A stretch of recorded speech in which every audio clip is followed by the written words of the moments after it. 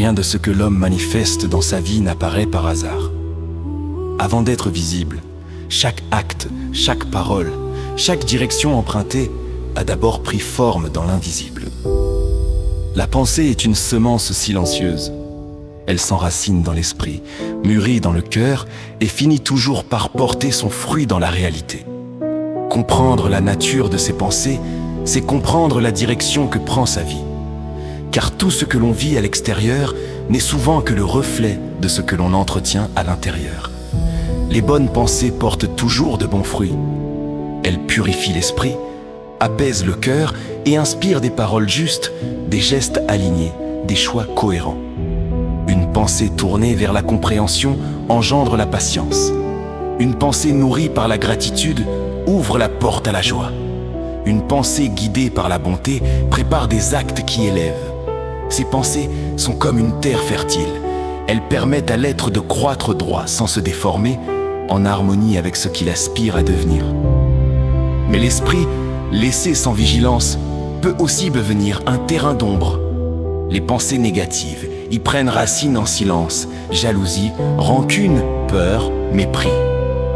Et lorsqu'elles prolifèrent, elles troublent la perception, obscurcissent le jugement et finissent par influencer les gestes, les regards, les liens. Celui qui entretient ses pensées devient le premier à en subir les effets. Ce qui semblait être tourné contre les autres revient toujours toucher celui qui a semé. Ainsi, la pensée agit comme une loi invisible. Elle ne punit pas, elle révèle. Ce que l'on cultive en soi finit toujours par se manifester dans sa vie. Une existence en désordre n'est pas le fruit du hasard, mais souvent celui d'un esprit désordonné. À l'inverse, une vie paisible et cohérente témoigne d'un mental éduqué, éclairé, dirigé avec soin. C'est pourquoi la pensée dans le développement personnel n'est pas une abstraction spirituelle. C'est un outil concret, une énergie vivante, capable d'ouvrir ou de fermer les chemins de la destinée.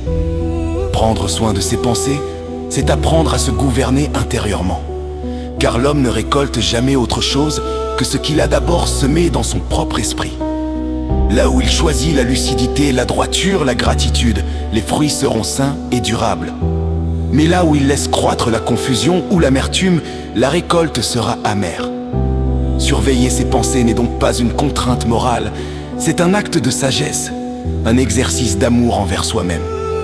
Car celui qui apprend à gouverner son esprit crée les conditions d'une vie claire, forte et fidèle à ce qu'il est vraiment.